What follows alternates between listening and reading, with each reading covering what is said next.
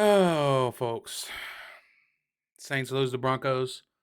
Thursday night football. Um, at this point there isn't really much to say. I'm past the point of being mad because it's just not worth my energy. It's not worth your energy. Why should we care about this team when the ownership don't care, front office don't care? He's got to go. You guys know who I'm talking about. He has to go. This has to be it.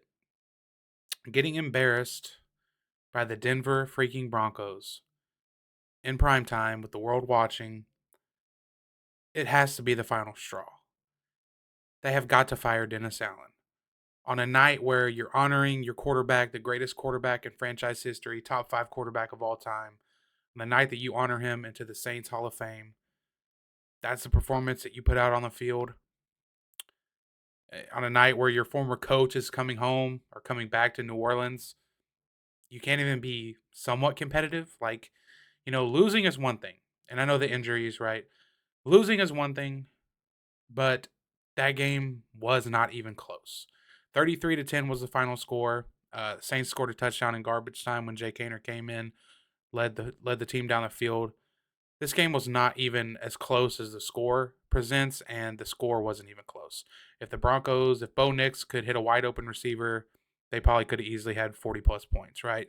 And once again, the Broncos, who by the way have not ran the ball well all year, they play the Saints and they run for like 220 something yards. Um, I mean, what more can you say? Like, he has to go. Dennis Allen has got to be fired.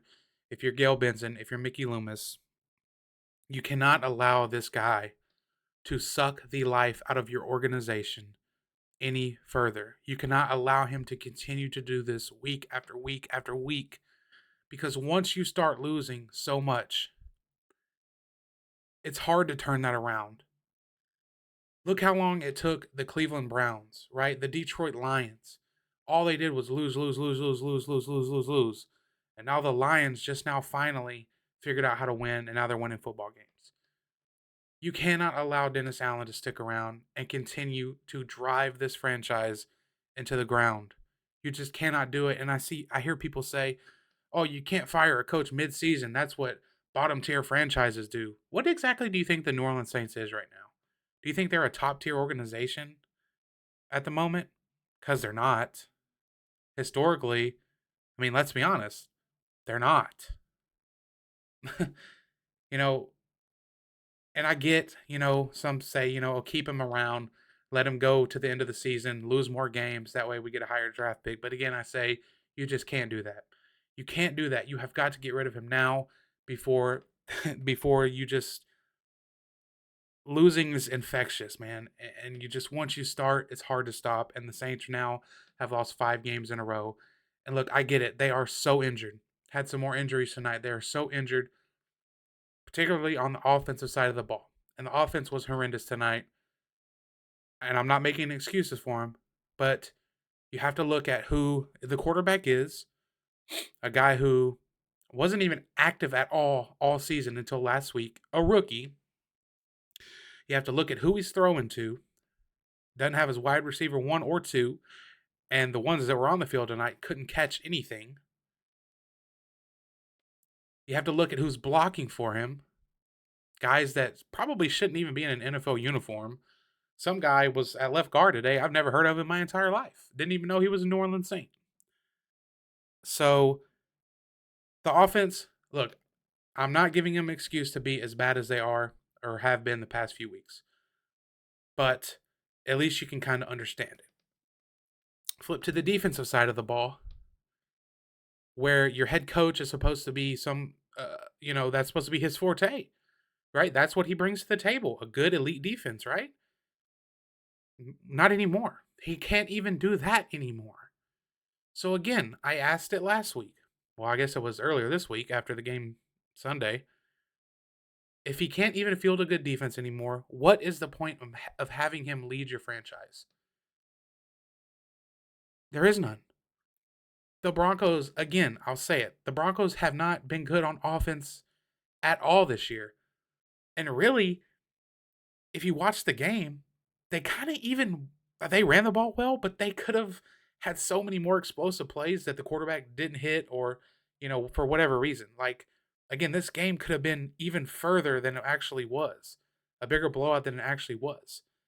So for the Broncos, they have not ran the ball well all year at all.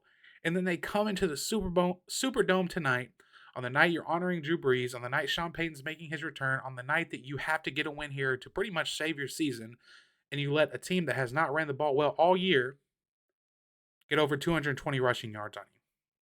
Oh, by the way, and last week you also gave up over 200 rushing yards, almost 300 actually. So, and look, people are going to say, injuries. Well, starting this game, who are you missing? Pete Werner? If I'm missing somebody else, Colin Saunders, but whatever.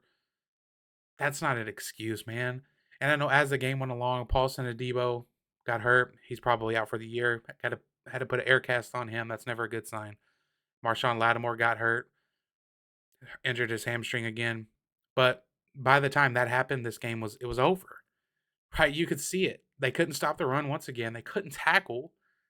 They're not doing anything. Like they're fundamentally bad at the very basic things of defensive football. They are bad.